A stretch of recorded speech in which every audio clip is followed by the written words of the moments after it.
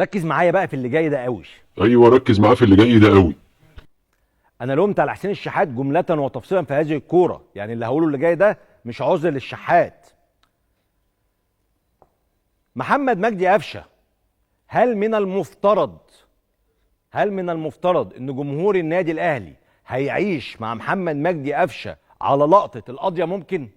لا يا باشا، مش المفترض انك تعيش على قضيه ممكن، المفترض ان انت تعلقه من قفاه عشان حسين الشحات امن وما رضيش يبصيله الكوره، لا هو ولا الطاهر محمد طاهر.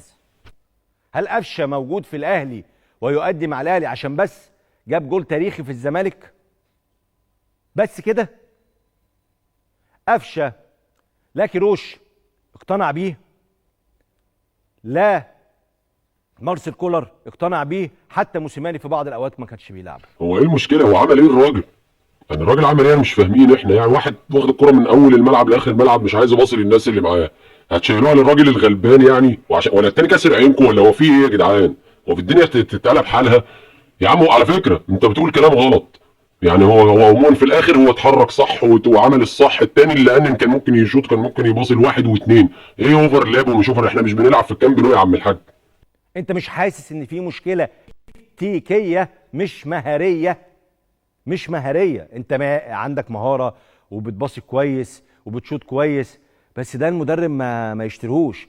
اقول لك انا بقى ليه المدربين الكبار الاجانب ما اعتمدوش على قفشه في اللقطه بتاعت حسين الشحات. في اللقطه بتاعت حسين الشحات، ايوه في اللقطه بتاعت حسين الشحات. هات لي اللقطه وهوريك ليه قفشه عنده مشكله هو ما بيحلهاش. بص يا سيدي، قفشه، حسين الشحات اهو، قفشه اللي راجع معاه ميسي اهو، وفي اتنين لعيبه اهلي جنب قفشه، يعني في ثلاثه هنا، في اوفرلود هنا. ليه؟ ماشي، كمل الصوره اللي بعدها. حسين الشحات بدأ يضم ألف ب كورة، ما بتتفرجش على مبابيه، ما بتتفرجش على أي لاعب في العالم، بلاش في العالم، في مصر لعيبة كبيرة. اوفرلاب جنب حسين الشحات على يمين حسين الشحات، خد عكس اتجاه حسين الشحات. انت عارف لو قفشه برضه هيقول لك اوفر لاب وجنب حسين. يا عمي يا عمي، انت بتقول حسين الشحات وقفشه، يا عم انت مش بتتكلم في ميسي ورونالدينيو، سيبك من الكلام اللي الحاجات تحصل في الدوري المصري دي. حتى لو عمل اوفر لاب هو ما بقاش فاهم ان ده اوفر لاب، هو بتحصل منه بتطلع منه كده. هو لو فاهم ان ده اوفر لاب ممكن ما يفتكروا دواء من الصيدليه. يعني انت فاكر ايه اوفر لاب بالنسبه للاعب المصري؟ ممكن ايه ده يعني ايه؟ فانت بتقول ايه يا عم؟ دخل عكس حسين الشحات، إيه اللي هيحصل؟ يا اما قفشه هياخد ليونيل ميسي معاه ويسيب الاثنين اللي وراه دول لوحدهم، يا اما قفشه هيروح لوحده هياخد المدافع اللي قدام حسين الشحات او هياخد عينه على الاقل، يا اما حسين المدافع دوت هيخش على حسين الشحات فقفشه يبقى لوحده ناحيه اليمين، يا اما قفشه ياخد الكوره ناحيه اليمين ويديها للاثنين اللي على الشمال دول بالراحه. كان هيدي حلول عظيمه.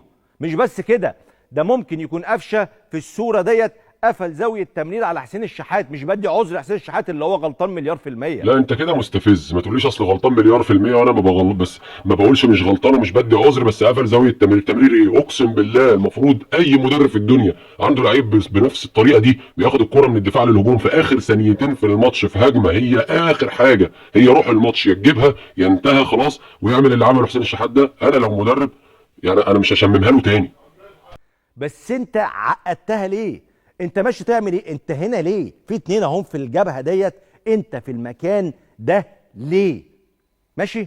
هات اللي بعدها. انت لسه هو مصمم يفضل داخل في العمق. هتقولي ما هو لو كان بصها لقفشه كان هيجيبها، وارد. ولو بصها الاثنين هناك هتبقى وارد، ما عشان كده بقول لك حسين غلطان. بس قفشه ما لعبش دوره التكتيكي صح، ما اتحركش صح. هات اللي بعدها. قفشه فين دلوقتي يا جماعه والكوره لسه ما خلصتش؟ قفشه بقى في الاوفسايد. تعالى لي كده.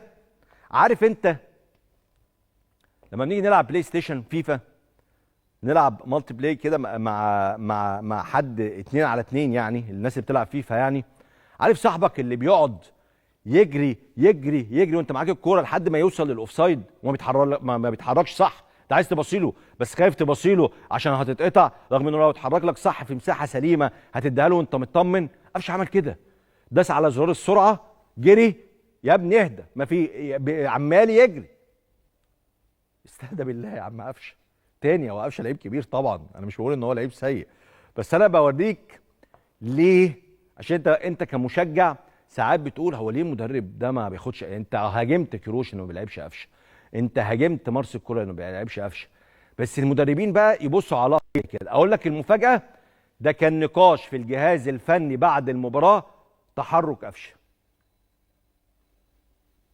يعني حتى الكلام ده كان من دماغي، بس عرفت ان ده كان نقاش في الجهاز الفني والفريق التحليل في الفريق، ان قفشه اتحرك غلط. هنا بقى المدرب بيعلم عليك. اصل المدرب مش زي المشجع. المشجع هياخد من اللاعب ايه؟ انا عايز ترقيصه، عايز شوطه.